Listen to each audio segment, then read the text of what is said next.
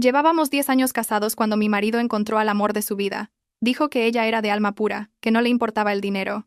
Me volví hacia mi asistente y le dije: cancela sus tarjetas, suspende sus medicinas, cambia las cerraduras. ¿El amor de su vida? Pues iba a concederle su deseo.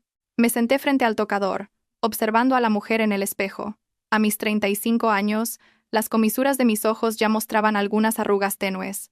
Eran las huellas de las noches en vela, preocupada por la contabilidad de la empresa, por la enfermedad de mi suegra y por los interminables proyectos de investigación de mi marido. Hoy elegí un vestido de seda color ciruela, un color profundo pero lleno de poder, como mi posición actual en la familia y en el mundo de los negocios. Hoy era el 10º aniversario de mi boda con Javier.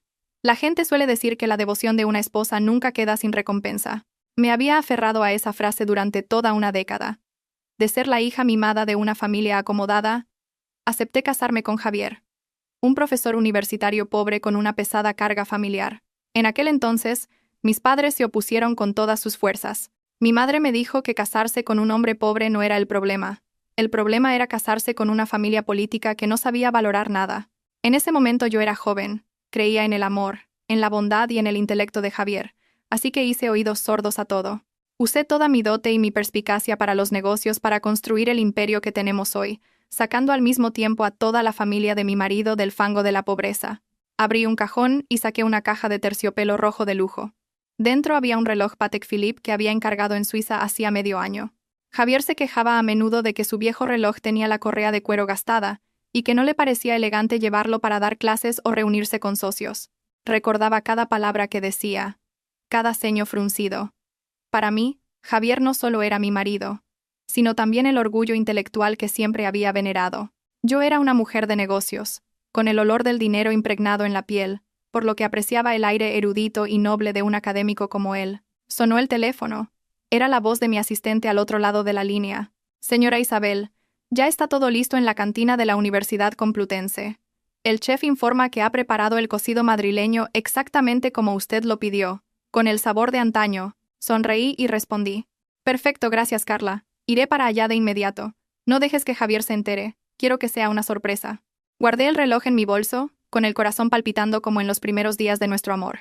En lugar de los restaurantes de lujo con velas y luces tenues que frecuenta la alta sociedad, decidí celebrar nuestro aniversario justo donde todo comenzó, la vieja cantina de la universidad. Hace 10 años, nuestra boda se celebró allí. Éramos muy pobres entonces, solo unas pocas mesas con comida sencilla. La novia y el novio llevaban los zapatos manchados de barro porque llovía a cántaros, pero en medio de aquella dificultad y penuria, nunca olvidaré la mirada de Javier llena de gratitud y promesas. Me tomó la mano y juró delante de nuestros amigos: Isabel, sufre conmigo ahora, y cuando alcance el éxito, te lo compensaré 1000 veces más. Grabé ese juramento en mi corazón. No necesitaba que me compensara con oro y plata, solo necesitaba su amor incondicional. Conduje mi coche de lujo fuera del garaje de la villa. Esta casa era el sudor y las lágrimas de mis últimos 10 años. Cada ladrillo, cada árbol del jardín, había sido cuidado por mis propias manos. Pensé en Pilar, mi suegra, que acababa de escapar de la muerte gracias al riñón que yo había buscado por todas partes, gastando millones de euros para asegurar la operación. Pensé en Cristina, mi cuñada caprichosa y derrochadora, que cada mes me pedía dinero para comprar bolsos de marca e ir de fiesta. Los protegía no porque me sobrara el dinero, sino porque amaba a Javier. Quería que él pudiera concentrarse en su trabajo sin preocuparse por las necesidades básicas. Las calles de Madrid estaban concurridas al atardecer, pero mi corazón se sentía ligero. Imaginé la cara de sorpresa de Javier al verme aparecer en la vieja cantina. Seguramente se emocionaría mucho. Él siempre había sido un hombre nostálgico y sentimental. El coche avanzó por calles familiares, llevándome de vuelta al antiguo campus universitario. Los viejos plátanos de sombra seguían allí, testigos silenciosos de tantas generaciones de estudiantes. Aparqué en un rincón discreto. Me arreglé el vestido y me apliqué un poco más de lápiz labial rojo. Quería estar radiante para demostrarle a Javier que, a pesar del paso del tiempo y de la presión económica, su esposa aún conservaba su belleza y encanto. Bajé del coche y una suave brisa vespertina hizo ondear mi falda de seda. Una sensación de nerviosismo se apoderó de mi pecho. No le había avisado a Javier, solo le envié un mensaje diciendo que esta noche tenía una cena de negocios y llegaría tarde, que cenara sin mí. En realidad me había puesto en contacto con un viejo conserje conocido, pidiéndole que abriera la cantina a esa hora. Con la caja del regalo en la mano, caminé por el sendero de adoquines cubiertos de musgo que conducía a la cantina. En mi mente, se repetían escenas de nuestros recuerdos. En aquel entonces, un plato de cocido de 5 euros era el mayor lujo que Javier podía ofrecerme. Compartíamos cada cucharada de caldo, nos cedíamos los trozos de carne más tiernos. ¿Cómo podía ser tan hermoso y significativo aquel pasado de pobreza? No podía imaginar que el lugar que albergaba los recuerdos más hermosos de mi vida se convertiría hoy en la tumba de mis 10 años de matrimonio. La puerta de madera de la cantina, con la pintura desconchada, estaba entreabierta, proyectando una débil franja de luz amarilla. Sonreí, pensando que el conserje ya habría encendido la luz esperándome, pero no, algo no estaba bien. Mi corazón dio un vuelco al ver el familiar Mercedes negro aparcado discretamente detrás de un seto de adelfas marchitas. Era el coche que le había regalado a Javier el mes pasado para celebrar la defensa de su tesis doctoral. ¿Por qué estaba su coche aquí? ¿Acaso él también recordaba nuestro aniversario y quería darme una sorpresa? La idea me reconfortó un poco. Quizás mi marido y yo estábamos realmente conectados. Me acerqué de puntillas, planeando asustarlo como en nuestros traviesos días de estudiantes, pero a medida que me acercaba, la intuición de una mujer experimentada hacía que mis pasos se volvieran pesados. No había música, ni el ambiente de una fiesta en preparación, solo un silencio aterrador que lo envolvía todo, roto de vez en cuando por el silbido del viento a través de las rendijas de la puerta. Decidí no entrar por la puerta principal. Rodeé el edificio hacia la entrada trasera, que daba a la cocina. Por este camino solía colarme para darle a Javier vales de comida extra cuando se quedaba sin dinero a final de mes. La puerta oxidada de la cocina estaba entreabierta. El olor a humedad de las viejas paredes encaladas me golpeó la nariz, mezclado con una fragancia de perfume desconocida, tan dulce y penetrante que resultaba empalagosa. Y entonces oí risas. No eran las risas alegres de un grupo de amigos, sino las risitas coquetas de una mujer joven, intercaladas con la voz profunda y cálida que había escuchado durante los últimos 10 años, la voz de mi marido. «Eres un travieso. ¿Por qué me citas en este lugar perdido de la mano de Dios? Aquí es más seguro, más íntimo, cariño. Además, este lugar tiene muchos recuerdos. Quiero crear nuevos recuerdos contigo, borrar todos los viejos y anticuados». Las palabras de Javier fueron como un cubo de agua helada arrojado directamente a mi cara, un frío que me caló hasta los huesos. Me quedé paralizada, apretando la caja de terciopelo rojo con tanta fuerza que mis uñas se clavaron en la palma de mi mano, causándome un dolor agudo. Pero el dolor físico no era nada comparado con la cuchillada que acababa de destrozar mi corazón. Borrar todos los viejos y anticuados. Resulta que mis 10 años de juventud, 10 años de sacrificio, 10 años de compartir penas y alegrías, para él no eran más que cosas viejas que había que borrar. Contuve la respiración y me pegué a la pared manchada de grasa, tratando de escuchar cada palabra. Necesitaba saber quién era esa mujer y hasta qué punto se había corrompido mi marido, el erudito y modélico esposo. La oscuridad del rincón de la cocina parecía engullirme, pero fue esa misma oscuridad la que me ayudó a ver el verdadero rostro del hombre que una vez había venerado. Una obra de teatro torpe y cruel estaba a punto de bajar el telón. Me escondí detrás de la puerta de pino carcomida que separaba la cocina del comedor principal de la cantina. La estrecha rendija apenas dejaba pasar mi mirada, pero fue suficiente para captar toda la escena en el interior. Bajo la luz amarillenta de una vieja bombilla de filamento, Javier estaba sentado en una de aquellas familiares sillas de plástico azul, pero no estaba solo. En su regazo había una joven delgada, de largo cabello negro y suelto. Llevaba una camisa blanca de uniforme y una falda excesivamente corta, y se acurrucaba contra el pecho de mi marido. Las manos que yo solía sostener cada noche, las manos que había cuidado de cada rasguño, ahora acariciaban la espalda desnuda de otra mujer. Sentí una opresión en el pecho, como si alguien me estuviera estrangulando. La sangre me subió a la cabeza, pero la racionalidad de una empresaria curtida en 1000 batallas me obligó a mantener la calma. No podía derrumbarme ahora. Tenía que ver. Tenía que oírlo todo. Javier. La voz de la chica sonaba melosa y empalagosa, como el azúcar, pero en mis oídos sonaba tan rancia como el pescado podrido. Ya casi es la fecha límite para pagar la matrícula, y mi madre en el pueblo está muy enferma, no sé cómo voy a arreglármelas. Creo que tendré que aplazar el curso. Javier la abrazó con más fuerza. Su voz estaba llena de una compasión y ternura que hacía mucho tiempo que no me dedicaba a mí. ¡Qué tontita! ¿Estando yo aquí? ¿Por qué te preocupas por el dinero? Tú concéntrate en estudiar. De la enfermedad de tu madre y de la matrícula me encargo yo. Eres un talento. Eres mi musa. No dejaré que te manches con el polvo del mundo. Pero, ¿de dónde sacarás el dinero? Oí que tu mujer controla las finanzas de forma muy estricta. ¿Sabe ella que me ayudas? Al mencionarme, La voz de Javier cambió de repente. Ya no había ternura, sino un rencor y un desprecio sorprendentes. No menciones a esa vieja amargada, me quitas las ganas. ¿Qué sabe ella aparte de dinero? ¿Y más dinero? Todo el día con la cabeza metida en los libros de cuentas, calculando pérdidas y ganancias. Es una persona tan materialista, tan seca. Cada vez que abre la boca es para hablar de proyectos y contratos. A su lado, me siento tan asfixiado como en una cárcel. Me mordí el labio hasta hacerlo sangrar. Vieja amargada, materialista, seca. Ese dinero materialista compró las medicinas para tu madre, el coche que conduces, la casa en la que vives, e incluso el título de doctor que ostentas. Esos libros de cuentas secos son lo único que ha impedido que tu familia muriera de hambre y fuera despreciada por el mundo. La chica soltó una risita, con un tono ligeramente triunfante. Pues a mí me parece muy capaz.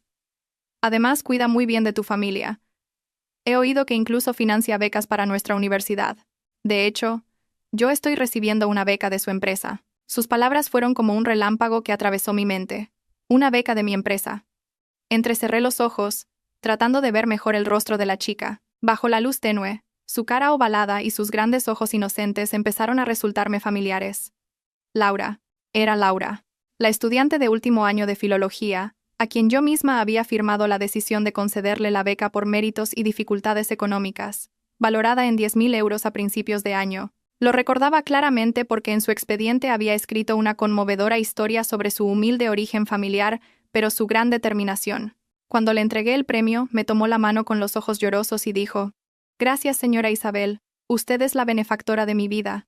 Seguiré su ejemplo para convertirme en una mujer de éxito». Resulta que seguía mi ejemplo robándome el marido. Usaba mi propio dinero para arreglarse, ir de compras, y luego usaba esa falsa apariencia de inocencia para seducir al marido de su benefactora. El descaro de esta situación superaba con creces mi imaginación. Javier soltó una risa burlona acariciando el pelo de Laura. Su dinero también es mi dinero. ¿Crees que es tan brillante? Sin mi apoyo moral, sin que yo me encargara de las relaciones internas y externas, ¿cómo podría ella ganar dinero tranquilamente?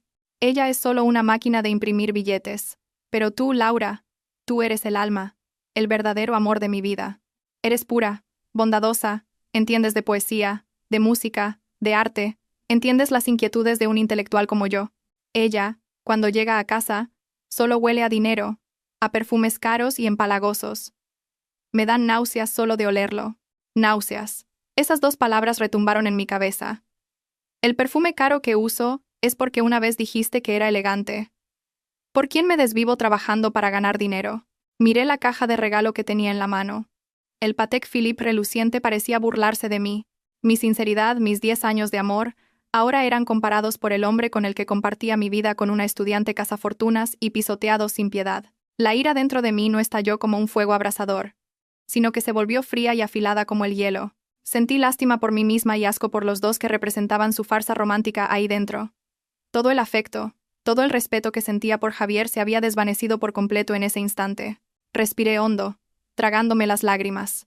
La Isabel de antes, la ingenua estudiante que creía en una cabaña y 2 corazones, había muerto. Ahora, aquí de pie, estaba Isabel García, la directora general del Grupo Áncora. No permitiría que nadie pisoteara mi orgullo. Dejé suavemente la caja de regalo en la polvorienta encimera de la cocina, ya no la necesitaba. Me arreglé el pelo, me alisé el vestido. Entraría allí no para montar una escena de celos como una mujer vulgar, sino para enseñarles una lección sobre el precio de la traición. Avancé y di una fuerte patada a la puerta de madera. El sonido seco y estruendoso rompió la atmósfera íntima del interior. El ruido hizo que la pareja de adúlteros saltara. Laura soltó un grito ahogado y empujó a Javier a toda prisa, mientras se arreglaba torpemente el cuello de la camisa desabrochada. Javier, por su parte, tenía la cara pálida como un muerto, con los ojos desorbitados, mirando hacia la puerta como si hubiera visto un fantasma. Me quedé allí, en el umbral, mi sombra proyectándose larga sobre el viejo suelo de baldosas. Mi mirada era gélida, recorriendo a los dos que temblaban como ratas en una alcantarilla iluminadas por un foco. Isabel. La voz de Javier temblaba, tartamudeando sin poder formar palabras. ¿Qué haces aquí? No respondí de inmediato. Entré tranquilamente. El sonido de mis tacones contra las baldosas era regular y firme, como el martillo de un juez a punto de dictar sentencia. Fui directamente a la mesa de plástico. Saqué una silla frente a ellos y me senté, cruzando las piernas con la misma elegancia y seguridad que si estuviera en la sala de juntas del Consejo de Administración. ¿Estás muy sorprendido? Esbocé una sonrisa. Una sonrisa que sabía que era más aterradora que el llanto.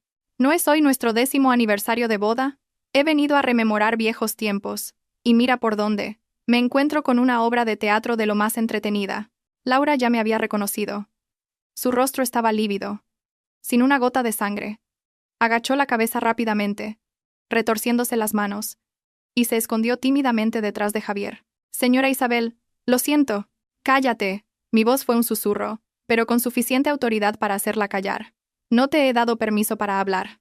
Me volví hacia Javier, el hombre al que esa misma mañana le había anudado la corbata con cariño antes de que fuera a trabajar. Ahora, al ver su aspecto desaliñado, sudando profusamente de miedo, solo sentía un profundo desprecio por su cobardía.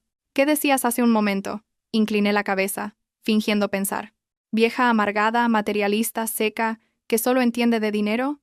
Javier, durante los últimos 10 años, esta vieja ha mantenido a toda tu familia, desde la comida y el techo hasta tu falso honor. Dices que mi dinero te da asco, pero aún así lo aceptas puntualmente cada mes. ¿El coche que conduces? ¿Los trajes que vistes? ¿Incluso los calzoncillos que llevas puestos? ¿Hay algo que no se haya comprado con mi dinero nauseabundo? Javier, tras el pánico inicial, pareció recuperar un poco la compostura.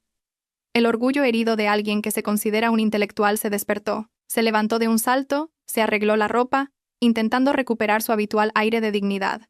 No te creas que por tener dinero puedes venir a darme lecciones de vida, gruñó Javier, con la cara enrojecida. Me estabas espiando. Contrataste a alguien para que me siguiera, ¿verdad? Ya lo decía yo. Vivir contigo es como estar en una cárcel. Nunca respetas mi privacidad. Me eché a reír a carcajadas, una risa amarga que resonó en la sala vacía. ¿Privacidad? ¿Llamas privacidad a tener una aventura con una estudiante y usar el dinero de tu mujer para mantener a tu amante? Javier, eres doctor, eres profesor universitario, y tu lógica es peor que la de un niño de 3 años. No necesito espiarte. El cielo tiene ojos, querido. Vine aquí para darte una sorpresa, pero la sorpresa que tú me has dado es demasiado grande, no me la puedo tragar. Dirigí mi mirada a Laura, que seguía encogida detrás de Javier. Y tú, Laura Pérez, estudiante brillante, ejemplo de superación, enfaticé cada palabra. Recibes mi beca, aceptas mi patrocinio, y me lo pagas acostándote con mi marido. ¿Esa es la moral que has aprendido en la vida?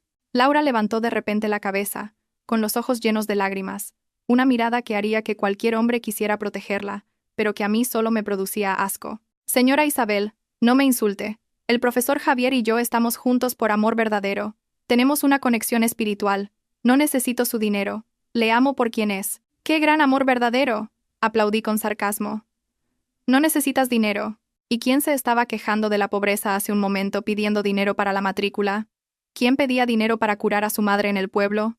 ¿Me tomas por tonta? Si Javier fuera un repartidor de globo, un obrero muerto de hambre, ¿tendrías una conexión espiritual con él? ¿O es que te fijaste en su título de profesor y en el Mercedes reluciente que conduce?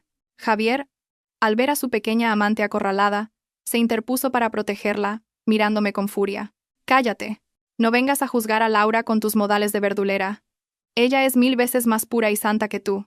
Mírate a ti misma, siempre hablando de dinero. ¿Alguna vez te has parado a entender lo que necesito, lo que pienso? Laura me da inspiración, me hace sentir como un hombre de verdad, no como un mantenido, que es como me siento a tu lado. Mantenido». Me levanté para enfrentarme directamente a Javier. No era tan alta como él, pero mi aura en ese momento le hizo retroceder un paso. ¿Así que finalmente admites que eres un mantenido? Muy bien. Si estás tan harto de esta vida asfixiante, tan harto de esta esposa que huele a dinero, entonces liberémonos el uno al otro. Lo miré directamente a los ojos, declarando cada palabra con firmeza. Mañana mismo presentaré la demanda de divorcio. Tú y tu amor verdadero. Id preparándoos para disfrutar de una vida sin el olor a dinero. A ver si vuestras almas nobles se pueden comer. Dicho esto, me di la vuelta y me marché, sin dignarme a mirar las caras de asombro que dejaba atrás. Pero justo al llegar a la puerta, vi 2 figuras familiares corriendo hacia adentro. Eran Pilar y Cristina, la familia política al completo. La obra de teatro, al parecer, no había terminado, sino que acababa de empezar el acto más emocionante. Pilar y Cristina aparecieron en la puerta, impecablemente vestidas y perfumadas. Probablemente también habían venido a asistir a la supuesta fiesta de aniversario que yo había preparado con tanto esmero, Pero en lugar de una sonrisa de felicitación, lo que se encontraron fue la escena de yo, enfrentándome a Javier y Laura en una atmósfera cargada de pólvora. Al ver a Laura escondida detrás de su hijo, la mirada de Pilar vaciló ligeramente. Yo sabía de sobra que Laura no era una desconocida para ella. Una vez, había visto un mensaje de Laura preguntándole a mi suegra por su salud de manera muy familiar. Resulta que se habían estado viendo a escondidas. La única tonta a la que habían mantenido en la ignorancia era yo. Miré directamente a Pilar y la saludé con una ironía mordaz. «Mamá, Cristina. Llegáis justo a tiempo. Entrad y ved la maravillosa obra que está representando vuestro querido hijo y hermano». Antes de que Pilar pudiera decir nada, Javier se adelantó, cambiando por completo su tono, adoptando una actitud de víctima agraviada. «Mamá, mírala. Ha venido aquí a armar un escándalo, a insultarme a mí y a Laura. Se cree que porque tiene dinero puede pisotear a toda esta familia. Ya no puedo soportarlo más». Cristina, mi cuñada, con su pelo teñido de un rubio chillón, me lanzó una mirada de soslayo y corrió al lado de su hermano. «Isabel, ¿a qué viene tanto alboroto? Mi hermano es profesor universitario, una persona con estatus. Ten un poco de respeto por su imagen. Si hay algún problema, se habla en casa, a puerta cerrada. ¿Por qué sacar los trapos sucios en público?» Me eché a reír, una risa fría que resonó en toda la sala. «Respeto por su imagen. Pregúntale a tu hermano si le importa su imagen cuando se trae a su amante a esta misma cantina para retosar. Mirad bien, esta es Laura, la estudiante a la que patrocino con una beca. Vuestro hermano se está liando con la misma persona que está en deuda con su mujer. ¿Os parece muy honorable?» Pilar finalmente entró con paso lento. No mostró ni sorpresa ni enfado hacia su hijo. Al contrario, me miró con una expresión de reproche. La misma mirada que había recibido durante 10 años cada vez que no cumplía sus deseos. «Isabel, como mujer, tienes que saber ser paciente. Que un hombre tenga varias mujeres es algo normal. Si Javier sale a divertirse un poco, es solo para liberar el estrés del trabajo. Si como esposa no sabes cómo retener a tu marido y dejas que busque la felicidad fuera, la culpa es tuya. No puedes culpar a nadie más». Me quedé petrificada. Mis oídos zumbaban ante la lógica enfermiza de mi suegra. Yo, la nuera devota que había vendido las joyas de mi propia madre para pagar su tratamiento médico. Ahora, a sus ojos, solo era una mujer que no sabía cómo retener a su marido. «¿Cómo puedes decir eso, mamá?», repliqué con voz contenida. «Lo he sacrificado todo por esta familia, y a cambio recibo esta traición descarada. ¿Quién te cuidó cuando estabas enferma? ¿Quién pagó las deudas de Cristina? ¿De dónde salió el dinero para la casa grande y bonita en la que vivís?». Pilar hizo un mohín y agitó la mano como si espantara a un insecto. «Venga, venga, no saques el tema del dinero para echárnoslo en cara, como si tu dinero fuera tan importante. Mi familia, aunque pobre, tiene principios y valores. Valoramos el afecto, no el dinero como la tuya. Javier es un genio, un fuera de serie. Necesita una esposa que lo entienda, con la que tenga sintonía, que le apoye. No una mercachifle que solo sabe hacer cálculos». Laura, al ver que tenía aliados, salió de detrás de Javier, con los ojos llenos de lágrimas. «La señora Pilar tiene razón. Quiero mucho al profesor Javier. Se siente solo en su propia casa. Isabel, por favor, déjale ir. Nos amamos de verdad, por favor, danos tu bendición». Miré las 3 caras desvergonzadas que tenía delante. Un marido traidor, una suegra ingrata y una amante descarada. Se habían unido en mi contra, usando argumentos de falsa moralidad para atacarme. De repente, me di cuenta de mi error. El mayor error de mi vida no fue casarme con un hombre pobre, sino casarme con una familia de ingratos y desagradecidos. Javier, animado por el apoyo de su madre y su amante, se envalentonó aún más. Me señaló con el dedo. «¿Lo has oído? Todo el mundo ve lo irracional que eres, solo tú no te das cuenta. Siempre te crees la mejor, que nos estás haciendo un favor a mi familia. Estoy harto de tu actitud condescendiente. Laura es la que me entiende, la que valora mi valía como persona. Ella me ama por ser un hombre corriente, sin importarle la fama o la fortuna. Eso es amor verdadero. Amor verdadero sin importarle la fama o la fortuna». Quería reírme en su cara. A ver cuánto duraría ese amor verdadero si cortaba toda ayuda económica. Respiré hondo, recuperando la fría calma propia de una mujer de negocios. No necesitaba discutir con gente que no estaba a mi nivel intelectual. «De acuerdo», dije con voz gélida. «Si tanto despreciáis mi dinero y tanto valoráis el afecto y la nobleza, os concederé vuestro deseo».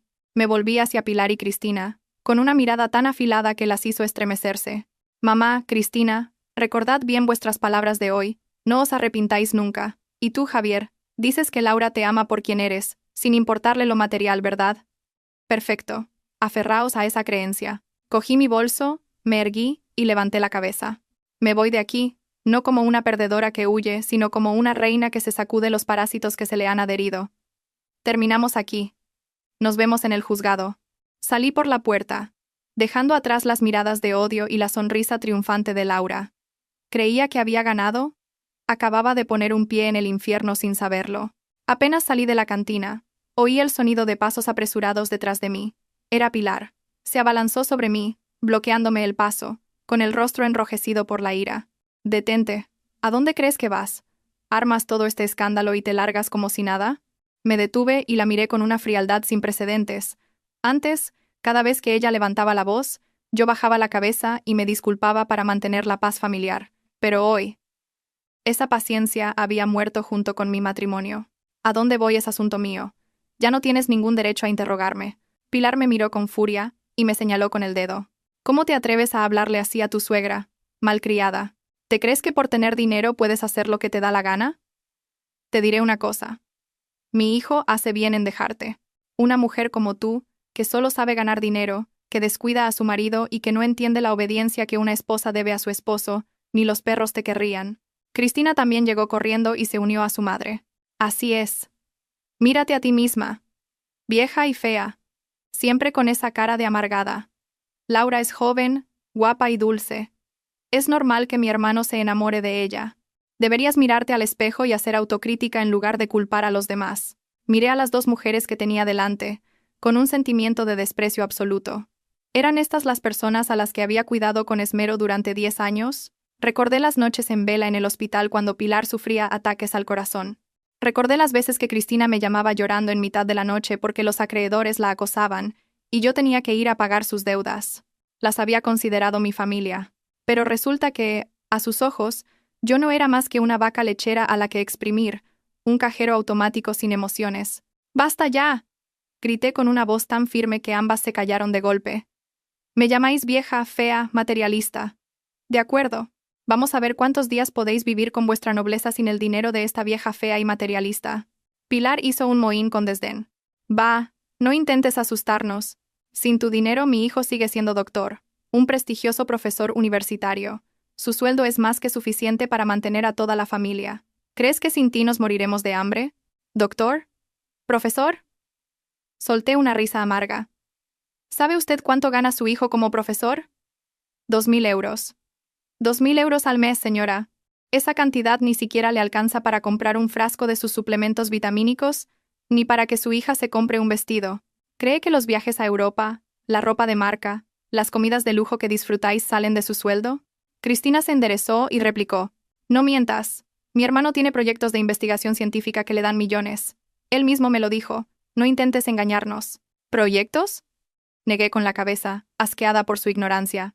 Esos proyectos están financiados al 100% por mi empresa.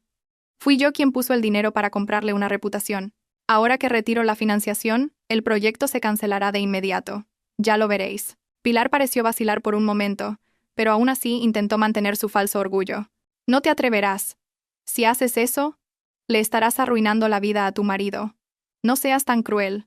¿Cruel? La miré directamente a los ojos. Comparado con cómo me habéis tratado hoy, lo que voy a hacer es hasta misericordioso. Habéis elegido poneros del lado de esa zorra, insultarme y pisotear mi esfuerzo. No me culpéis por ser despiadada. No quise malgastar más palabras con ellas. Me di la vuelta y caminé directamente hacia mi coche. Pilar intentó abalanzarse sobre mí para agarrarme, pero cerré la puerta de un portazo. A través del cristal insonorizado la vi gritar e insultar, con el rostro desfigurado por la rabia. Cristina, a su lado, pataleaba. Con una expresión de frustración, arranqué el coche y aceleré, pasando a su lado como si fueran extrañas. Por el retrovisor, las imágenes de mi familia política se hicieron más pequeñas hasta desaparecer. No lloré. Mis lágrimas eran demasiado valiosas para derramarlas por quienes no lo merecían. El coche volaba por la autopista. Abrí la ventanilla para que el viento nocturno me secara el sudor frío de la frente. Mi mente estaba más lúcida que nunca. El dolor había pasado, dando paso a un cálculo frío y preciso. Cogí el teléfono y marqué el número de mi fiel asistente. ¿Carla? Soy yo, Isabel. Sí, señora Isabel, la escucho. ¿Qué tal la fiesta de aniversario? ¿Se sorprendió el señor Javier? Muchísimo, Carla reía amargamente. Pero de eso hablamos luego. Ahora escucha atentamente mis instrucciones y ejecútalas de inmediato. Sí, dígame. La escucho. La voz de Carla se volvió seria al notar la extrañeza en mi tono. Primero, contacta inmediatamente con el banco y solicita el bloqueo de todas las tarjetas de crédito adicionales a nombre de Javier Alonso, Pilar Martínez y Cristina Alonso. El motivo es una solicitud del titular de la tarjeta principal. Hazlo ahora mismo. ¿Bloquearlas todas? Pero, ¿el señor Javier no está de viaje de negocios? No, él...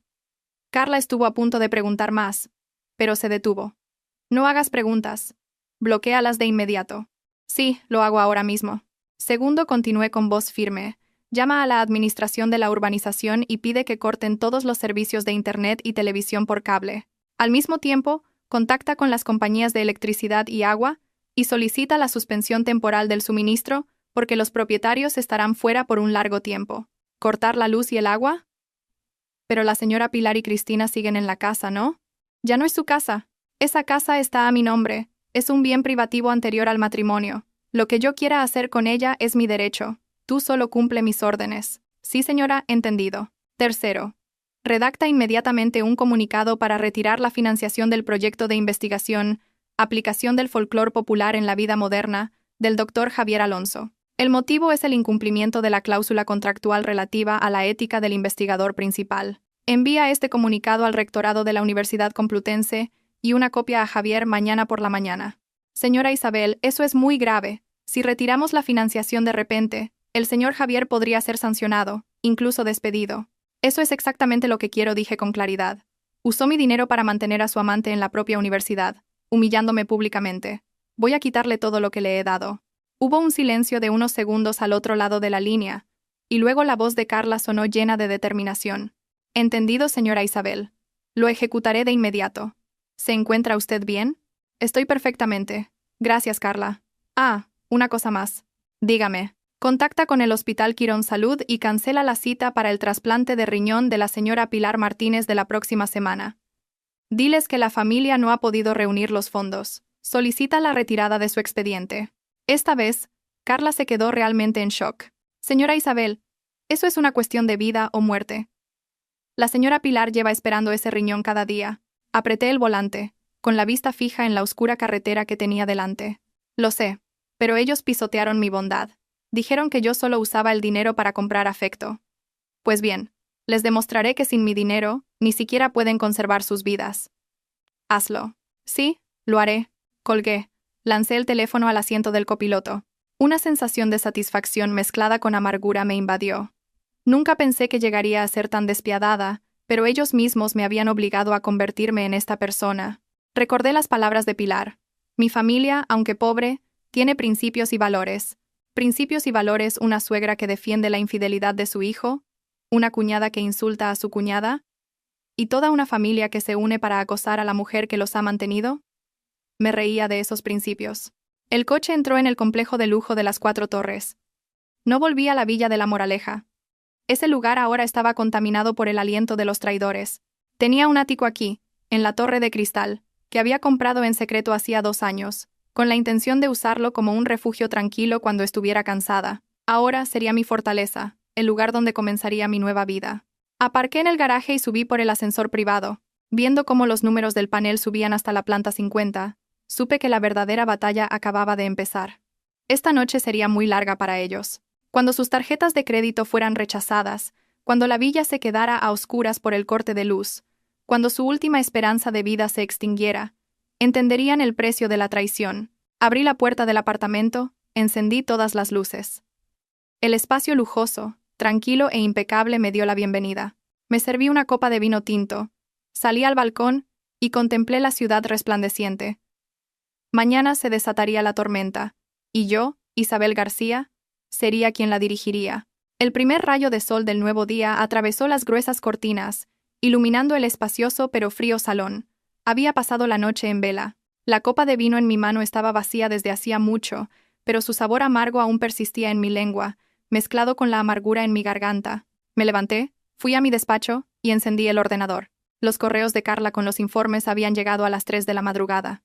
Todas mis órdenes habían sido ejecutadas. Las cuentas secundarias bloqueadas, el comunicado de retirada de fondos redactado y esperando mi firma electrónica. las notificaciones de corte de suministros enviadas y, lo más importante, el correo del Hospital Quirón Salud, confirmando la cancelación de la cirugía. Miré fijamente las palabras «confirmación de cancelación» en la pantalla.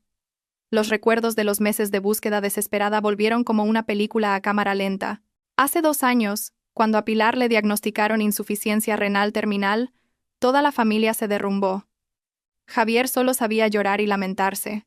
Cristina temía que si su madre moría, nadie le daría más dinero. Solo yo me hice cargo de todo. Viajé a Singapur, a Estados Unidos. Contacté con los mejores especialistas para encontrar un donante compatible. El dinero que gasté fue incalculable, pero nunca lo conté. En ese momento la consideraba mi propia madre. Recuerdo el día que encontré un donante compatible. Lloré de alegría. Corrí a casa a dar la noticia. Pilar me abrazó, llamándome su salvadora, la mejor nuera del mundo. Javier me tomó la mano, jurando que me estaría eternamente agradecido. Resulta que todo eran palabras que se lleva el viento. Hice clic en el botón para aprobar el documento. Un clic suave, pero con el peso de una sentencia de muerte indirecta.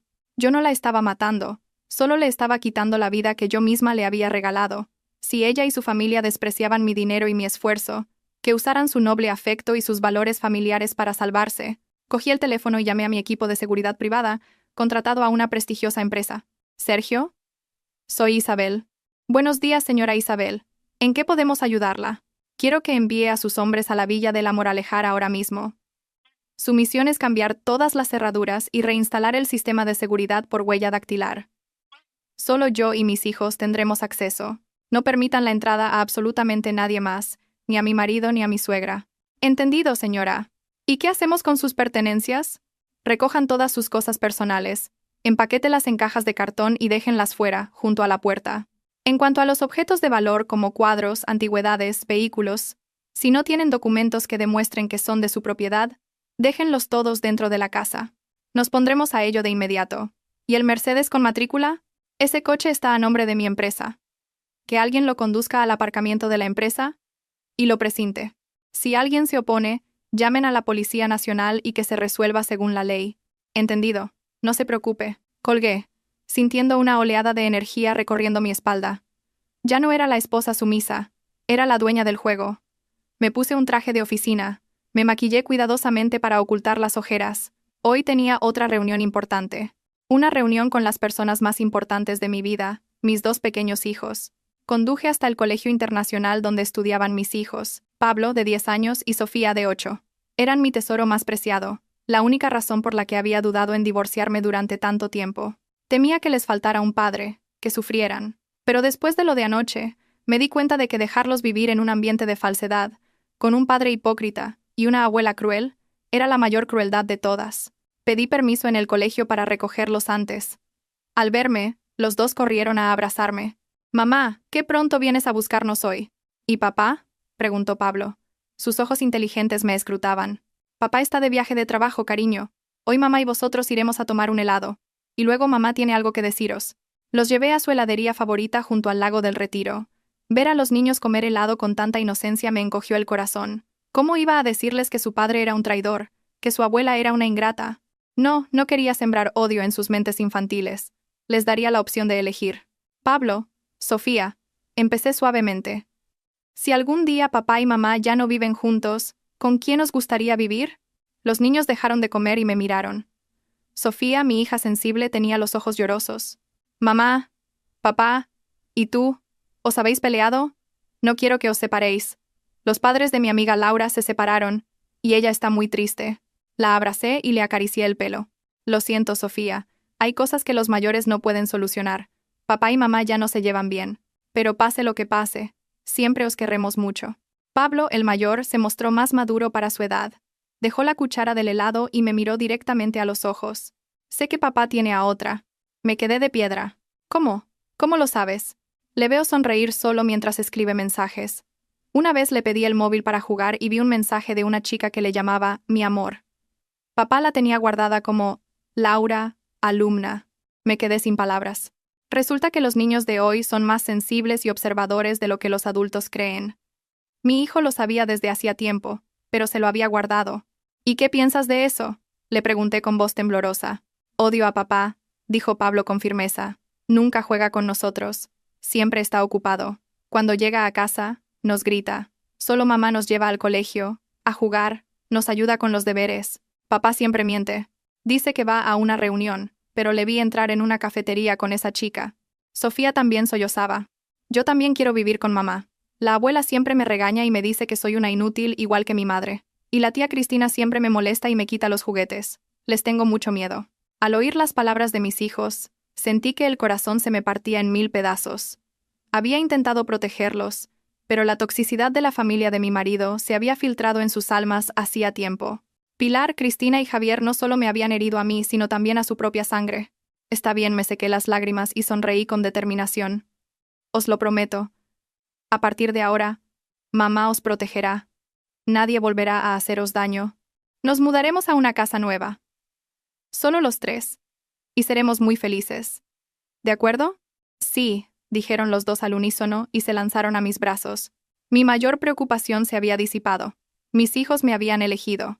Eran mi motivación, mi fuerza para luchar hasta el final. Dejé a los niños con mis padres unos días para tener las manos libres y solucionar el desastre en la villa. Mis padres, al enterarse de la historia, se enfadaron muchísimo, pero apoyaron mi decisión. Mi padre me dijo: «Haces bien, hija.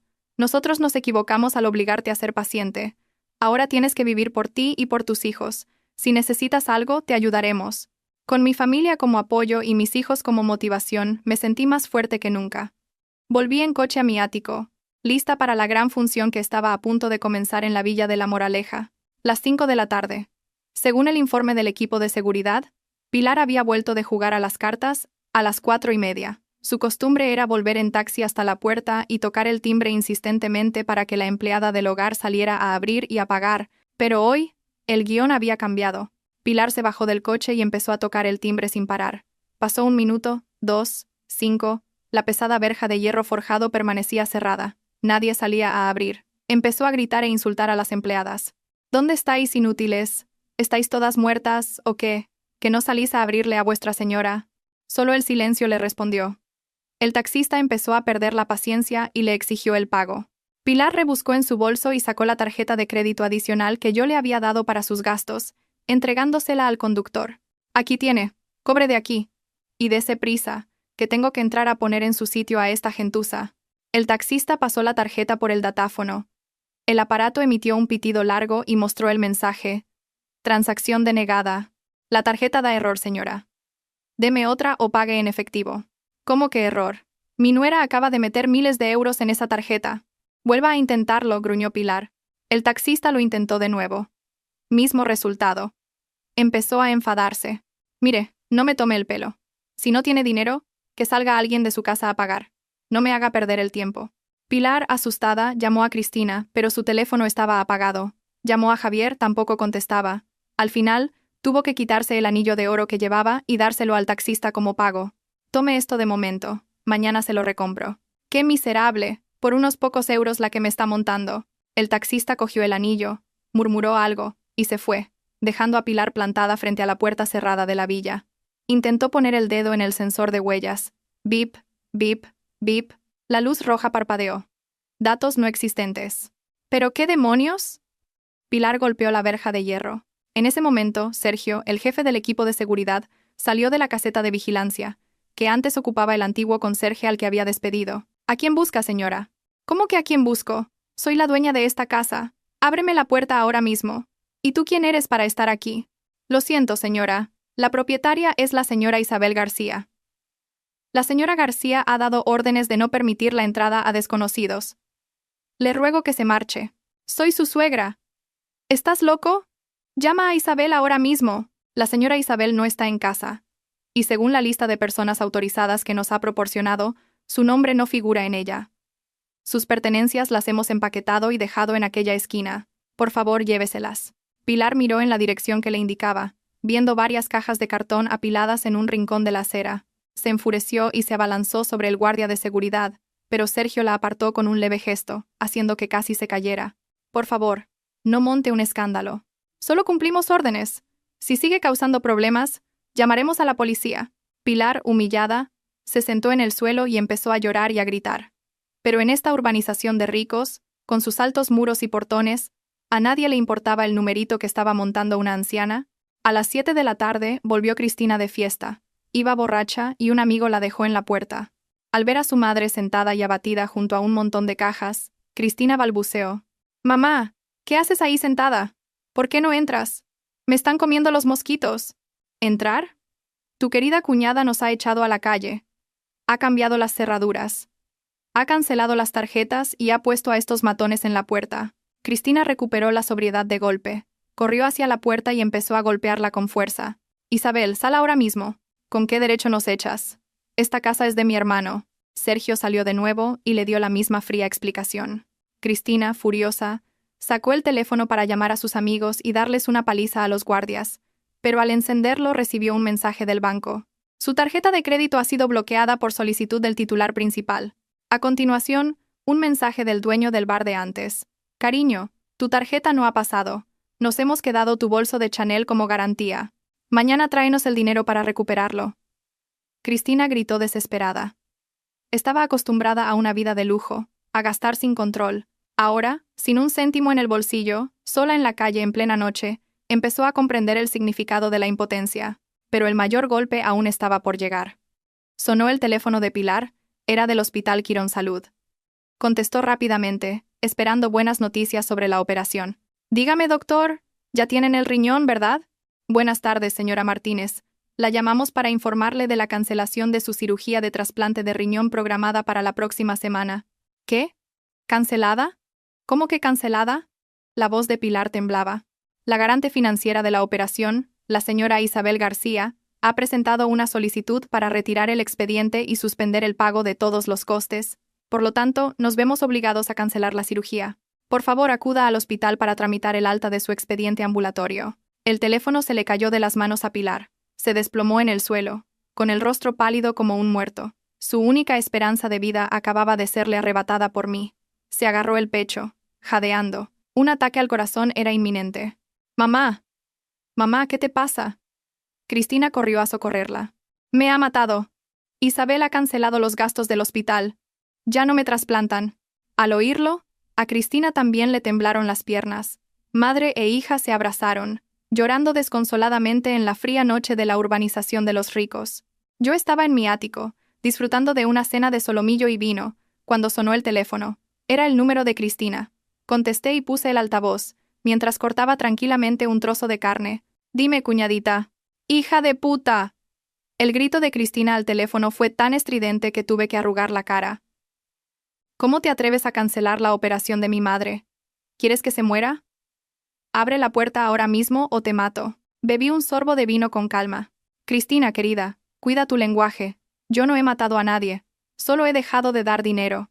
La vida de tu madre es responsabilidad tuya y de tu hermano, ¿no? ¿Por qué me echas la culpa a mí? Si yo soy una extraña. No seas tan cruel. Sabes perfectamente que no tenemos dinero». «Ah, ¿sí?», fingí sorpresa. «Creía que vuestra familia tenía principios y valores. Que tu hermano era doctor. Un genio. ¿Cómo es que no tiene dinero para curar a su madre? ¿De qué habéis vivido todos estos años? ¿Del aire o del dinero de esta vieja materialista?» «No te hagas la lista». Cristina, sin argumentos, recurrió a las amenazas. «Como no abras la puerta y vuelvas a pagar los gastos del hospital, llamaré a Javier para que venga a ajustarte las cuentas. No te dejará en paz». «¡Qué bien!», reía a carcajadas. Justo estaba esperando la llamada de Javier. «Llama ahora mismo. Dile que se traiga a su amor verdadero para que salve a su madre. A ver si el amor se puede operar para trasplantar un riñón». Colgué y bloqueé el número de Cristina. 5 minutos después, sonó el teléfono. El número de Javier. Lo sabía. Seguro que Cristina le había llamado llorando para contárselo todo. «Hola, mi amor, ¿me llamas para algo?», contesté con una voz dulce y sarcástica. «Isabel, ¿qué demonios estás haciendo?», gritó Javier con la voz quebrada por la rabia. «¿Te atreves a echar a mi madre y a mi hermana a la calle? ¿Te atreves a cortar los gastos médicos de mi madre? ¿Tienes corazón?». «Javier, cálmate», respondí tranquilamente. «¿No decías que a mi lado te sentías asfixiado como en una cárcel? Te estoy liberando a ti y a tu familia. Os devuelvo la libertad, para que seáis independientes, y os cuidéis los unos a los otros con vuestro noble amor. Deberías agradecérmelo. No intentes justificarlo. Lo que haces es ilegal. Esa casa es un bien ganancial, no tienes derecho a echar a mi familia». «¿Bien ganancial?». «Javier, con lo listo y leído que eres, ¿Y qué poco sabes de leyes? Esa villa me la dejaron mis abuelos antes de casarnos. Está solo a mi nombre. ¿Has olvidado el acuerdo prenupcial que firmamos? Los bienes adquiridos antes del matrimonio son privativos. A quién dejo vivir en mi casa es mi decisión. Javier se quedó sin palabras. Seguramente había olvidado, o había querido olvidar, el acuerdo que mis padres le obligaron a firmar para proteger mi patrimonio. Muy bien. Si eres tan desagradecida, no me culpes por ser despiadado. Espérate. Voy para allá ahora mismo. Ven, aquí te espero. Y no te olvides de traer a tu pequeña amante, para que vea cómo se las arregla su hombre de verdad cuando no tiene la teta de su mujer para mamar. Media hora después, un taxi con Javier y Laura paró bruscamente frente a la puerta de la villa. Javier salió furioso del coche, con Laura siguiéndole tímidamente, con cara de preocupación. Yo lo veía todo a través del sistema de cámaras de seguridad conectado a mi iPad. La estampa de su familia era patética. Pilar gimiendo en el suelo sobre una caja de cartón. Cristina sentada en el suelo, con la cara sucia. Javier, despeinado, con la camisa arrugada, se abalanzó sobre la verja y empezó a golpearla. Isabel, abre la puerta. ¿Qué haces escondida ahí dentro? Sal a hablar conmigo como una persona civilizada. Activé el micrófono conectado al altavoz exterior de la puerta. Mi voz sonó clara y autoritaria. No estoy ahí, así que no te molestes en llamar. Estoy en un lugar muy lejano, donde no hay el olor nauseabundo de la traición. ¿Queréis hablar? Perfecto. Nos vemos mañana en el juzgado. Esta noche, disfrutad del aire fresco. Tú... Javier, sin palabras, señaló a la cámara. Ah, por cierto, continué. Javier, supongo que ya habrás recibido el correo de la universidad, ¿verdad? Tu proyecto se ha quedado sin financiación. Más te vale ir pensando en una explicación para el rectorado. Y tú, Laura, tu beca también ha sido revocada. El pago de la matrícula de este semestre corre de tu cuenta. Al oír esto, Laura rompió a llorar desconsoladamente. Javier, ¿qué vamos a hacer ahora?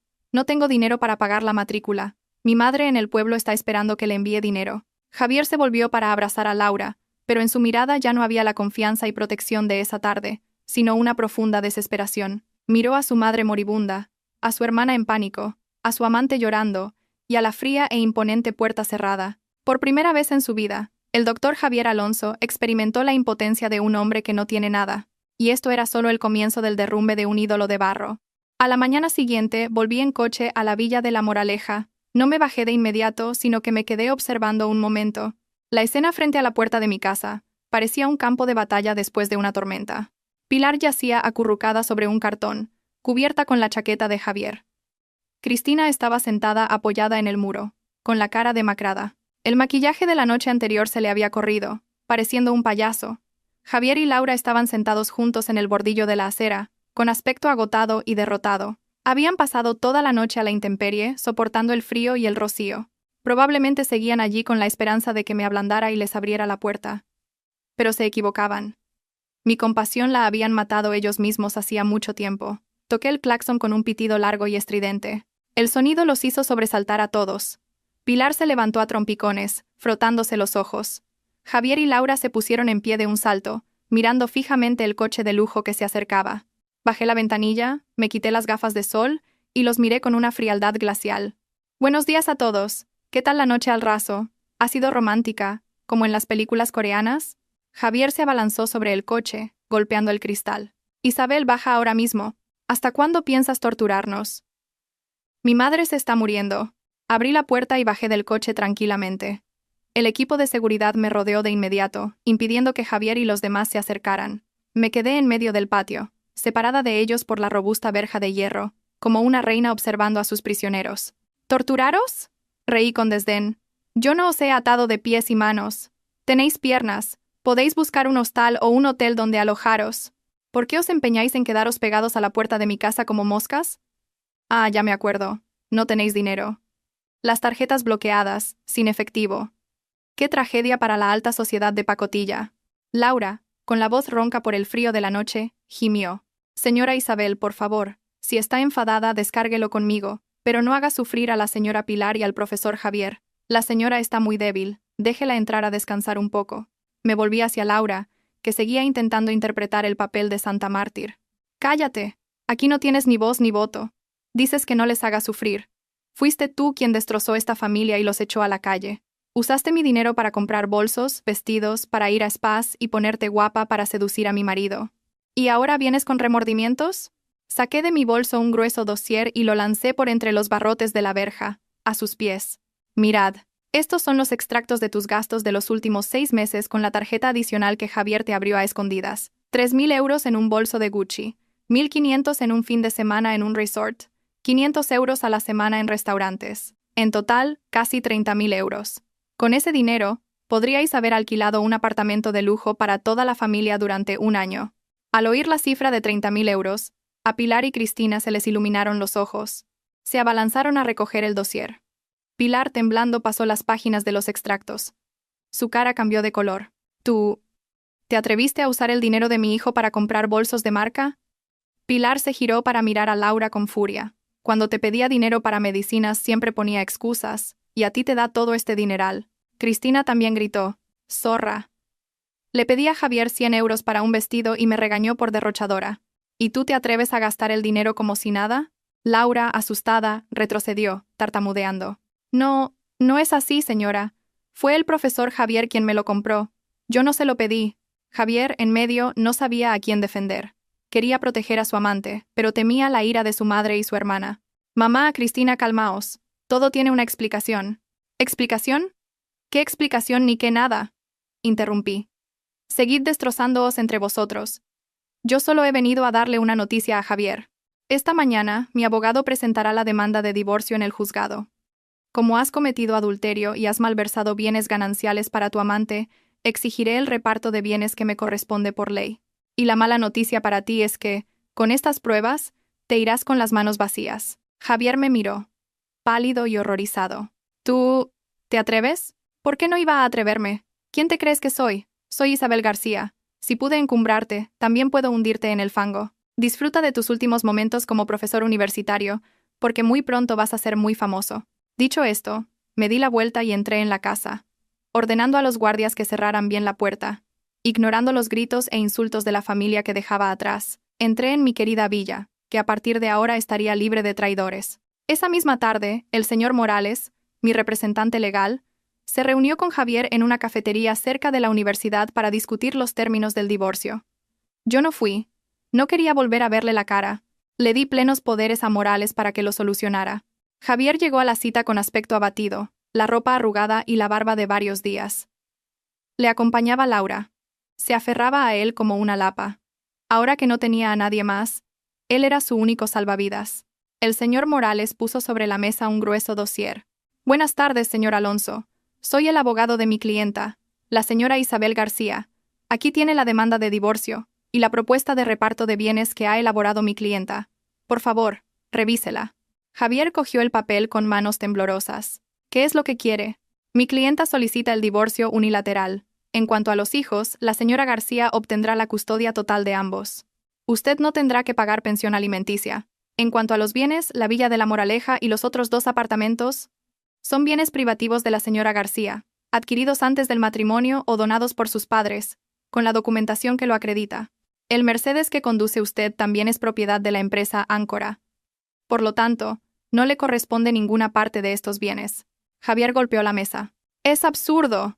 Durante 10 años yo también he contribuido a esta familia. He trabajado, le he dado mi sueldo. ¿Por qué me voy a ir con las manos vacías? Quiero la mitad. Esa villa vale millones, me corresponde la mitad. Laura a su lado le apoyó. Así es, el profesor Javier ha trabajado muy duro durante muchos años.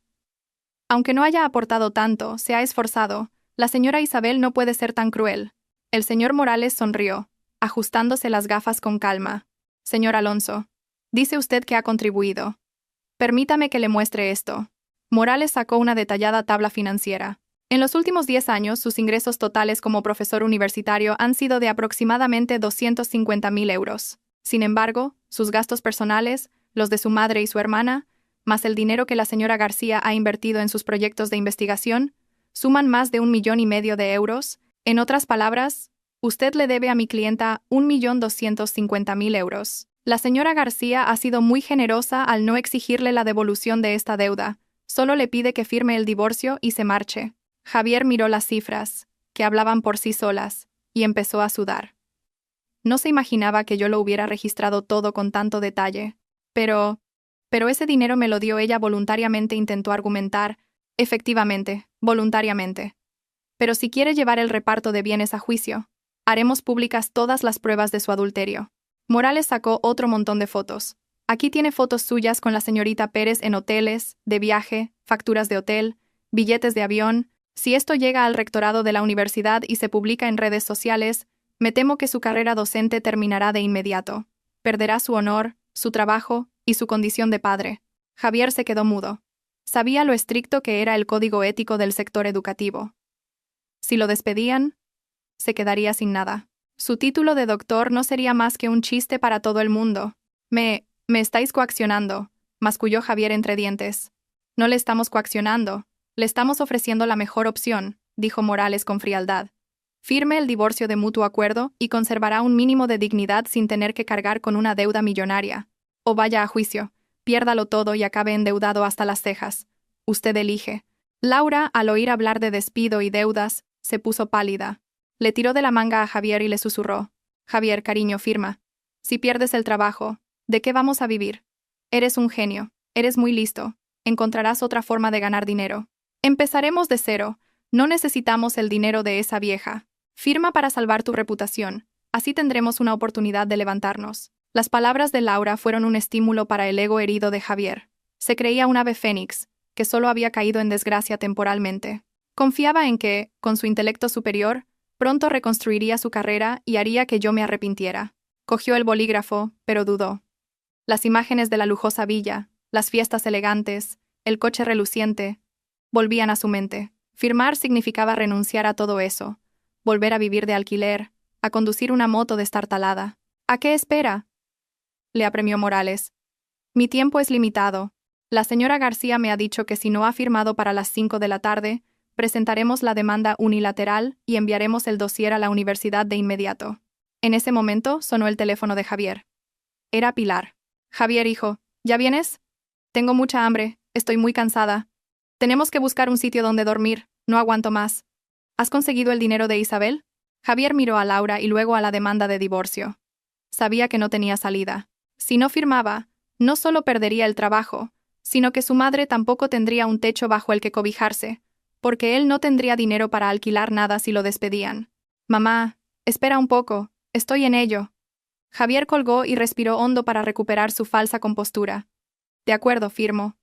No necesito el dinero sucio de esa mujer. Le demostraré que Javier Alonso no es un mantenido. Tengo mi intelecto, mi valía. Me haré rico con mi propio esfuerzo. Laura aplaudió. Eso es, cariño. Eres increíble. Confío en que triunfarás. El dinero es efímero, la integridad es eterna. Al oír esas palabras huecas, Javier se sintió revitalizado. Estampó su firma en la demanda de divorcio. Una firma temblorosa pero decidida, que ponía punto y final a 10 años de matrimonio. Ya está, cójalo y lárguese, y dígale a Isabel que le regalo su libertad. El señor Morales comprobó la firma, sonrió satisfecho y guardó los documentos. Gracias por su cooperación. Señor Alonso, permítame añadir algo a título personal. La señora García le envía su agradecimiento a la señorita Pérez. Laura se quedó perpleja. ¿Agradecerme a mí? Sí. La señora García dice que gracias a la aparición de la señorita Pérez, que le ha iluminado sobre el amor verdadero, ha encontrado la fuerza para deshacerse de una carga que llevaba arrastrando 10 años. Les desea que sean muy felices juntos en su humilde cabaña con 2 corazones de oro. Adiós. El señor Morales se levantó y se fue, dejando a Javier y Laura plantados. Sus palabras irónicas fueron como una bofetada en plena cara. Javier empezó a darse cuenta de que la libertad que acababa de firmar quizás no era tan dulce como imaginaba. Con la copia del acuerdo de divorcio en la mano, Javier salió de la cafetería sintiéndose vacío. Empezaba a lloviznar. Sin coche que lo recogiera, él y Laura tuvieron que refugiarse bajo un toldo esperando un taxi. Javier, ¿y ahora a dónde vamos?, preguntó Laura en voz baja. Primero a recoger a mi madre y a Cristina, y luego a buscar una habitación de alquiler. ¿Una habitación de alquiler? Laura arrugó la nariz. ¿Por qué no alquilamos un apartamento de momento? No estoy acostumbrada a vivir en sitios tan pequeños. Javier se volvió hacia su amante, y por primera vez, sus exigencias le parecieron una molestia. ¿Con qué dinero vamos a alquilar un apartamento? Ahora mismo solo me quedan 100 euros en efectivo. ¿Crees que no piden fianza para alquilar un piso? Laura se calló, sin atreverse a decir nada más. Javier llamó a un taxi y volvieron a recoger a su madre y a su hermana. Los cuatro, con todo su equipaje, se apretujaron en el pequeño coche. La mezcla de olores a sudor, al perfume barato de Cristina y a la humedad de la ropa impregnada de rocío, creaba una atmósfera asfixiante. Encontraron una habitación de unos 20 metros cuadrados en un callejón perdido de Vallecas. Era un lugar húmedo, con las paredes desconchadas y un baño que apestaba. Pilar, nada más entrar, se tapó la nariz. «Dios mío, ¿qué es esta posilga, hijo? ¿Cómo me traes a este sitio? No puedo ni respirar». Cristina también pataleó. «Yo no me quedo aquí. ¡Qué asco!». «Javier, haz algo. Eres doctor, ¿y dejas que tu familia se meta en este agujero?». Javier tiró las maletas al suelo y gritó, desesperado. «Callaos ya. Tener un techo bajo el que dormir ya es una suerte. No tenemos dinero, no tenemos casa, ¿qué más queréis? Si queréis lujos, volved a suplicarle a Isabel». Al oír mi nombre, las tres mujeres se callaron. Sabían que esa puerta estaba cerrada para siempre. Esa noche, en la estrecha habitación, los cuatro durmieron apretujados en un colchón viejo tirado en el suelo. Pilar se quejaba del dolor de espalda, Cristina lloraba por su cama cómoda, y Laura se dio la vuelta hacia la pared, sollozando. Javier, con los ojos abiertos, miraba el techo manchado de humedad. Tocó la copia del acuerdo de divorcio en el bolsillo de su camisa. Su firma seguía ahí, la tinta negra como una cicatriz. Lo había firmado con el orgullo de un hombre herido en su ego, creyendo que resurgiría con más fuerza. Pero ahora, enfrentado a la cruda realidad del día a día, ese orgullo no le servía para comer. Su estómago rugía de hambre, llevaba todo el día sin probar bocado, recordó las suntuosas comidas preparadas por el chef privado en la villa, el vino de reserva, la cama mullida con sábanas que olían a limpio. Todo se había desvanecido como una pompa de jabón. Y lo que era peor, empezó a darse cuenta de que mañana, cuando saliera el sol, empezaría la verdadera lucha por la supervivencia. ¿Cómo iba a enfrentarse a sus colegas en la universidad cuando se extendiera la noticia? ¿De dónde iba a sacar el dinero para alimentar a 3 bocas más? Cuando el sueldo de este mes ya estaba casi agotado en adelantos. Mi venganza no era golpearles ni insultarles. Mi venganza era dejar que probaran el sabor de la pobreza que tanto habían despreciado, dejar que se devoraran los unos a los otros en el lodazal en el que ellos mismos se habían metido. Yo, sentada en mi lujoso ático, sorbiendo una infusión de manzanilla caliente, sonreía mientras veía la llovizna caer tras el cristal. Había ganado. Una victoria sin armas, pero devastadora. A la mañana siguiente, recibí una llamada de la comisaría de policía. Javier había ido a denunciarme por apropiación indebida y por echarles de casa ilegalmente. Sonreí. Ya me esperaba esa jugada. Fui a la comisaría con toda la documentación. La escritura de la propiedad a mi nombre, el acuerdo prenupcial notariado, los documentos que acreditaban mis bienes privativos y la grabación de la cámara de seguridad de la noche anterior, donde se les veía alterando el orden público. Frente a los agentes, Javier mantenía su falsa apariencia de dignidad, hablando sin parar. «Señores agentes, miren cómo me trata mi propia esposa. Echó a mi madre de 70 años a la calle en plena noche, con el frío y la humedad. Este comportamiento es una grave falta de ética». El agente miró a Javier y luego el dossier que le había entregado, y dijo con frialdad: «Señor Alonso, legalmente, la casa es propiedad exclusiva de la señora García. Ella tiene pleno derecho a decidir quién vive en ella y quién no. En cuanto a su relación matrimonial, están en proceso de divorcio, y usted ya ha firmado el acuerdo de mutuo acuerdo. El hecho de que usted trajera a su madre y a su hermana a causar disturbios frente a la propiedad de otra persona es lo que constituye una alteración del orden público». Javier se quedó sin palabras, con la cara roja de vergüenza. Pero nuestras cosas. Se las ha quedado todas. Se equivoca. Javier intervine con calma. Vuestras pertenencias personales las empaqueté cuidadosamente y las dejé fuera de la puerta. Fuisteis vosotros quienes no quisisteis llevároslas y os quedasteis allí montando un numerito. En cuanto a los objetos de valor como cuadros, antigüedades, vehículos, ¿tiene usted alguna factura o documento a su nombre? Javier tartamudeó. Eso se compró durante el matrimonio. ¿Y con el dinero de quién?, le pregunté. Todo se pagó desde mi cuenta bancaria, con facturas emitidas a nombre de mi empresa para la contabilidad. ¿Quiere que le enseñe los extractos? Javier se calló. Sabía que no tenía nada que hacer. Al final tuvo que firmar un acta comprometiéndose a no volver a alterar el orden público y se fue con el rabo entre las piernas. Al volver a la miserable habitación de alquiler, Javier se encontró con una escena aún más deprimente. Pilar gemía en el suelo, dolorida y hambrienta. Cristina revolvía unas bolsas de basura negras que contenían la ropa que yo les había devuelto. ¿Dónde está mi abrigo de bisón? ¿Y mi bolso de Hermès? Gritó Cristina. ¿Por qué solo hay ropa vieja? Había dado instrucciones para que empaquetaran solo su ropa más vieja y barata. Los artículos de lujo que habían comprado con mi dinero me los había quedado todos para donarlos a la caridad. No era por el dinero, sino porque no quería que usaran nada que yo les hubiera dado. «¡Basta ya!», le gritó Javier a su hermana. «Deja de quejarte. Vengo de la comisaría. Hemos perdido. La casa es suya. Las cosas son suyas. No vamos a recuperar nada». Al oír esto, las tres mujeres se derrumbaron.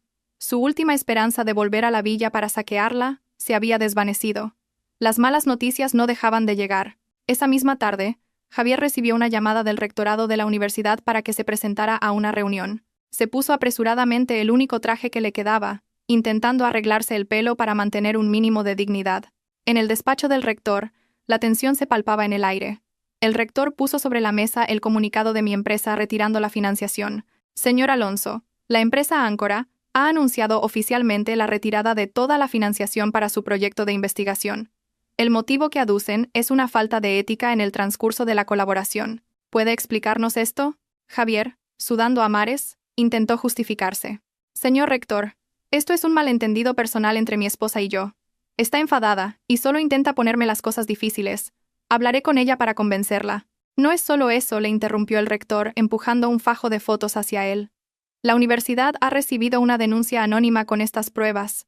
Usted mantiene una relación inapropiada con la estudiante Laura Pérez y ha utilizado los fondos del proyecto para gastos personales. El rumor ya se ha extendido entre los estudiantes, afectando gravemente a la reputación de la universidad». Javier miró las fotos de él y Laura abrazados en un hotel y se quedó pálido como un muerto. Sabía que la denuncia anónima era cosa mía. «Señor Alonso, de acuerdo con el reglamento, la universidad ha decidido suspenderle de sus funciones docentes mientras se lleva a cabo una investigación. Además, al haberse cancelado el proyecto, deberá devolver el adelanto de 20.000 euros que se le concedió. Si no lo devuelve, remitiremos el caso a las autoridades competentes». Javier salió del despacho del rector tambaleándose, como si le hubieran quitado el alma, suspendido de empleo, con una deuda de 20.000 euros, y sin honor. Al llegar al patio de la universidad, vio su Mercedes aparcado. Se dirigió a abrir la puerta por costumbre, pero un hombre le detuvo. «Disculpe, no puede tocar este coche». «Es mi coche». «¿Quién es usted?». «Soy un agente de la empresa Áncora». «Este coche es propiedad de la empresa, y se le ha retirado el permiso de uso al señor Alonso. Por favor, apártese». El hombre le arrebató las llaves de la mano, arrancó el coche y se fue, ante la mirada de cientos de estudiantes que salían de clase. Empezaron a señalarle y a cuchichear. «Mira, le han quitado el coche al profesor Alonso. Dicen que se lió con esa tal Laura de un curso superior, su mujer le dejó y ahora está en la ruina. Vaya, y yo que pensaba que era rico. Resulta que era un mantenido». Los comentarios eran como miles de agujas clavándose en el orgullo de Javier. Se quedó paralizado en medio del patio, sintiendo una humillación que nunca antes había experimentado. La imagen de genio y profesor distinguido que tanto se había esforzado en construir se había derrumbado por completo. Miró el mensaje que acababa de recibir en su móvil. Nómina ingresada. 950 euros.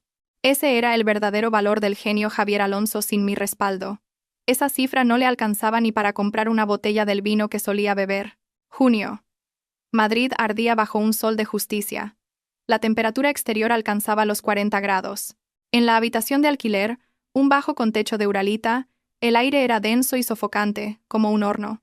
El viejo ventilador chirriaba, esparciendo aire caliente que solo aumentaba la sensación de agobio. Pilar yacía en el colchón, sudando y gimiendo. Su enfermedad renal había empeorado. Su cuerpo estaba hinchado y dolorido. Pero sin dinero para medicamentos caros, solo se atrevía a tomar analgésicos baratos de la farmacia de la esquina. ¡Qué calor! ¡Qué sed! ¿Dónde está esa Laura? «Tráeme un vaso de agua», gritó Pilar.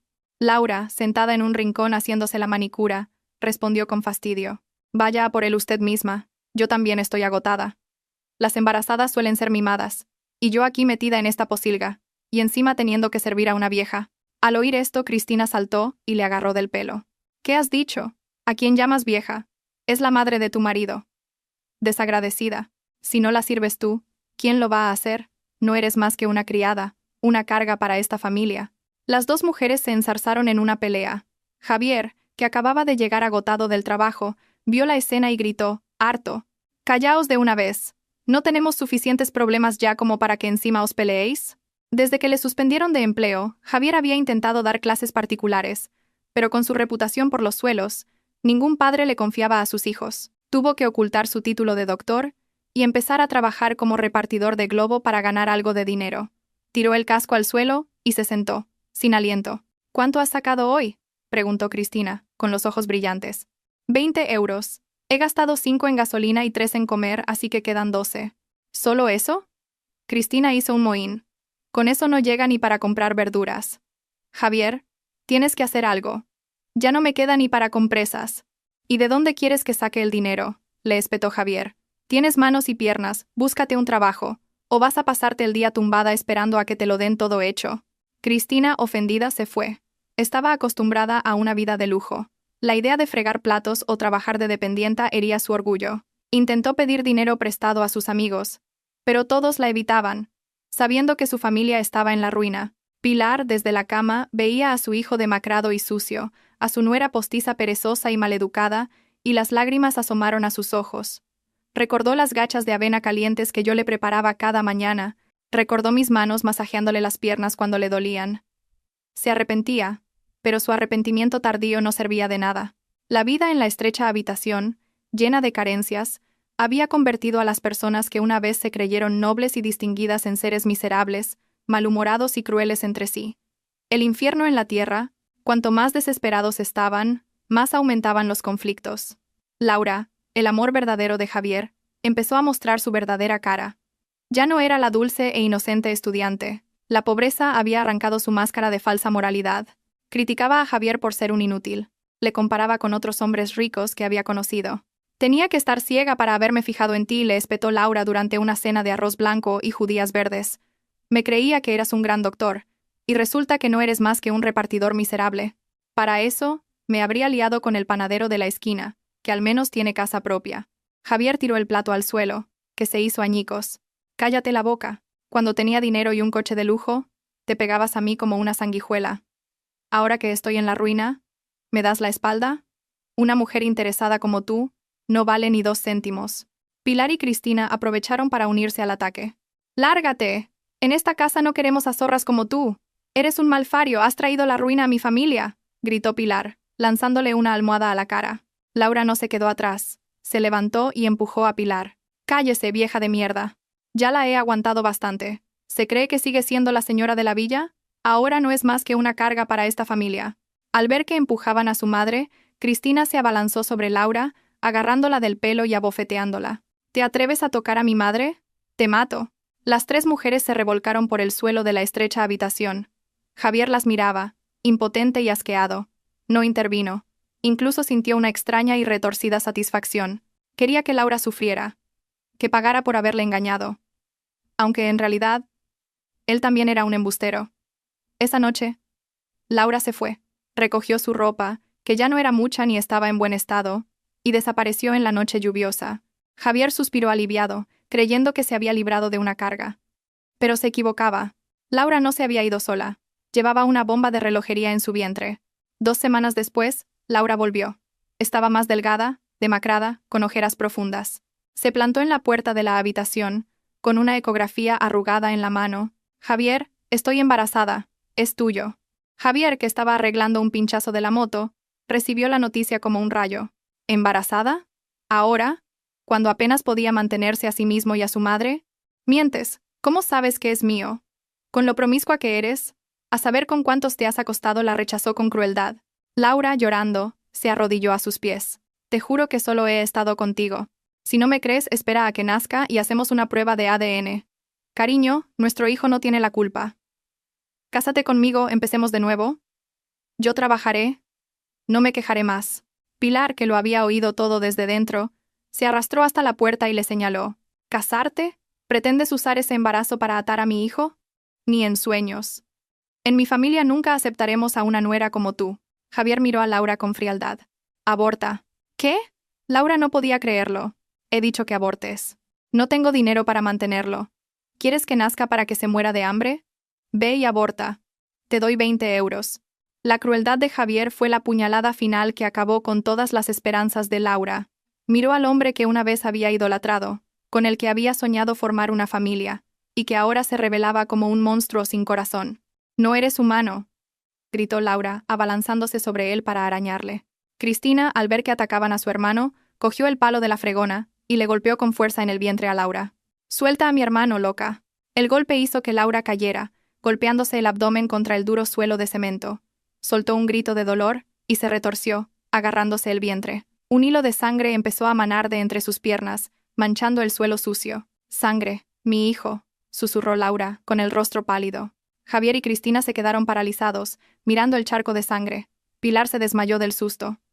Nadie se atrevió a llevar a Laura al hospital porque no tenían dinero. Se quedaron allí, viendo cómo la vida abandonaba a la pequeña criatura que aún no había nacido. Cuando los vecinos oyeron los gritos y la llevaron a urgencias, ya era demasiado tarde. El bebé no pudo salvarse. Laura perdió mucha sangre y entró en un estado de shock psicótico. Tras salir del hospital, Laura enloqueció. Murmuraba constantemente sobre el hijo que había perdido, sobre la villa, sobre el amor eterno. Merodeaba por los alrededores de la habitación, acosando a la familia de Javier. Una tarde de lluvia torrencial, se coló en la habitación mientras Javier dormía profundamente, agotado tras un largo día de trabajo. Pilar deliraba en la cama, y Cristina no estaba. Laura, con un cuchillo de pelar fruta en la mano, se acercó a Javier. En su delirio susurró: «Javier, cariño, vámonos, vámonos al paraíso. Allí no hay pobreza, ni está tu vieja esposa. Viviremos felices para siempre con nuestro hijo». Javier se despertó de golpe, y al ver a Laura con el cuchillo en su cuello, se levantó de un salto y echó a correr. Salió de la habitación y subió a la azotea del pequeño edificio de apartamentos. Laura le perseguía de cerca, con los ojos inyectados en sangre y una sonrisa demente. «¿A dónde vas? Me prometiste que estaríamos juntos para siempre». Al llegar a la azotea del 5º piso, Javier se vio acorralado.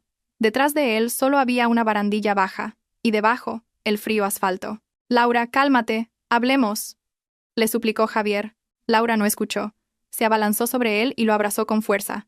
El impacto, sumado al suelo resbaladizo por la lluvia, hizo que ambos perdieran el equilibrio. Javier resbaló y cayó hacia atrás, por encima de la barandilla. Laura se aferró a él, como un abrazo mortal del que no podía escapar. «¡Ah!». Un grito desgarrador rompió el silencio de la lluvia. Ambos cayeron al vacío desde el 5º piso. ¡Plaf! Todo quedó en silencio. Su sangre se mezcló con el agua de la lluvia, extendiéndose por la calle. El fin de un amor culpable. El fin de unas ambiciones ciegas y de una traición despreciable. Pilar, al enterarse de la muerte de su hijo, sufrió un derrame cerebral y falleció de camino al hospital. Cristina, después de organizar el funeral de su madre y su hermano con el dinero donado por los vecinos, y aterrorizada por las enormes deudas que Javier había dejado, huyó del país y nunca más se supo de ella. 3 años después, estoy en el balcón de mi nueva villa frente al mar en Marbella, respirando el aire puro.